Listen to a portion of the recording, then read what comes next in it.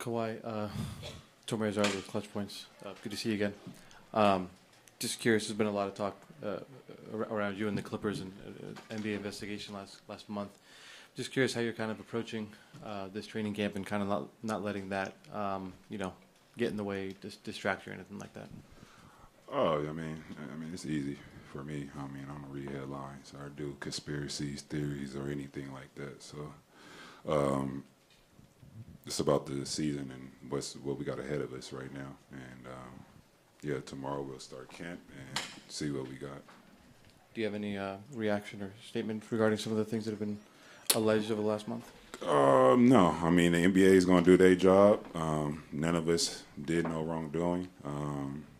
I mean, that's it. We invite the investigation. It's not going to be a distraction for me or the rest of the team. Hi, Ramona Shelburne, ESPN. What is your understanding of the endorsement deal that you had with the company that's being talked about, Aspiration, and did you perform any services for them?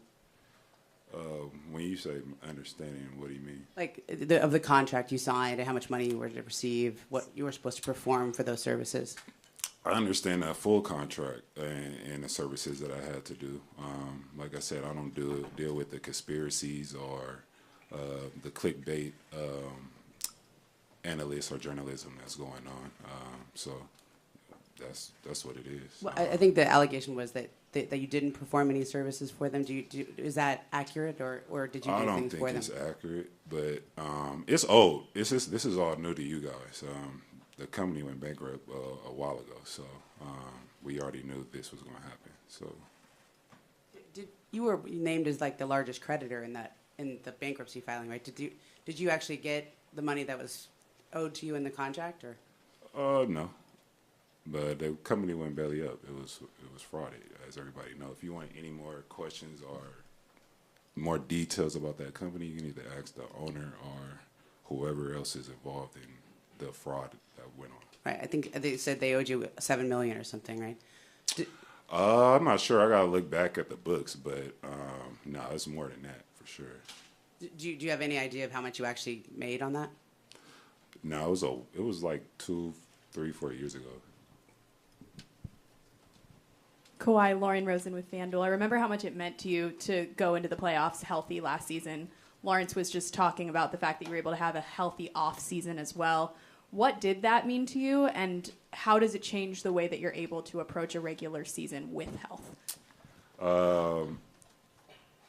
It was just exciting to be in the off season, not going through rehab. So I was able to push my body to the limit of what I wanted to do without repercussions or dealing with a therapist or anything. So I mean, that was great for me. Able to walk around and just enjoy my summer. Kawhi, you said heading into last season, back here, Adam Moslem with Clippers Radio, you said heading into last season your goal was to come out of it healthy. You were able to achieve that. Do you have a different goal or a new goal heading into this season you can share with us?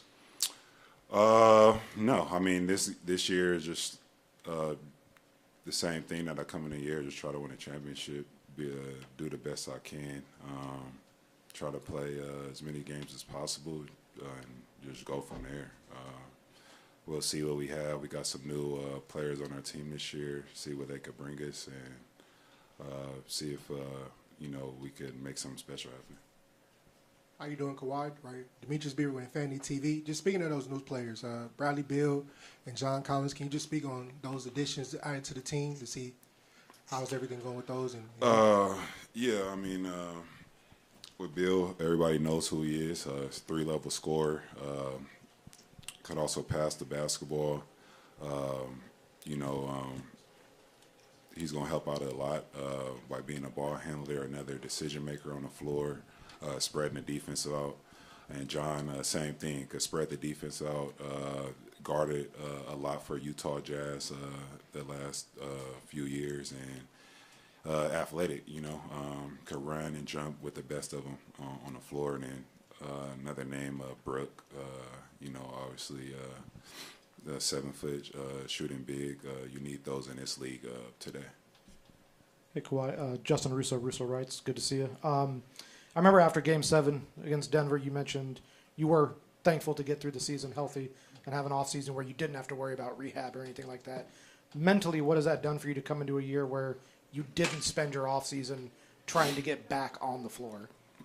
It was great. Like I said, I was able to just move around how I wanted to without like checking in with a doctor or a rehab specialist, and able to just go on the court, do my skill work or go weight train and just live freely. I mean, I know it's hard for some people to understand, but it's a lot of aches and pains that you go through with playing in the NBA, and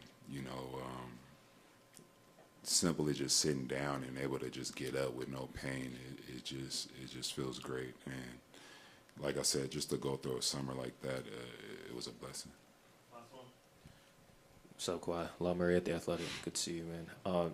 Obviously, your name has been a topic of conversation all month. Now you got to get ready to help this team win and focus on the season.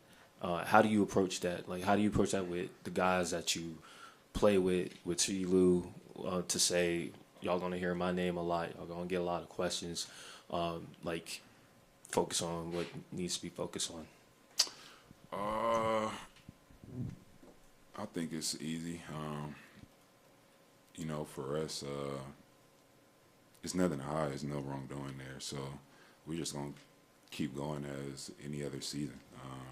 My name might pop up, but it is what it is. I've been through times like this before, just going through the year last year with going through the fire. As soon as I came back, that first game, my house and my community caught on fire. So I don't think it's going to be harder than that. Cap governs everything we do. Our mission every day is to build the best team we can under the constraints of the cap. There is no gray area. There are no secret shortcuts. It's clear what we are and are not allowed to do. The accusations made against us are serious, and they don't line up with my experience, my reality. We will cooperate with this investigation and let this process play out. But we're eager for the whole truth, the whole picture. We're very confident that we're on the right side of things. Dennis knows the rules, Kawhi knows the rules, Mitch Frankel knows the rules, and we know the rules. Bobby, where do you lie on all of this thus far?